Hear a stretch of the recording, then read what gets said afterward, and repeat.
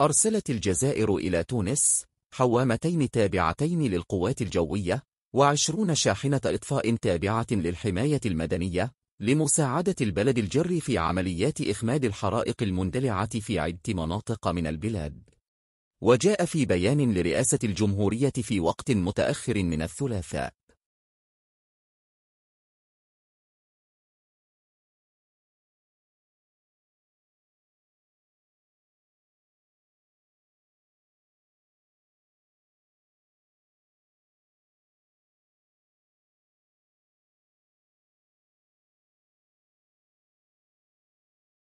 وقد وصلت الإمدادات الجزائرية إلى تونس في خلال ساعات فقط بعد صدور الأمر الرئاسي.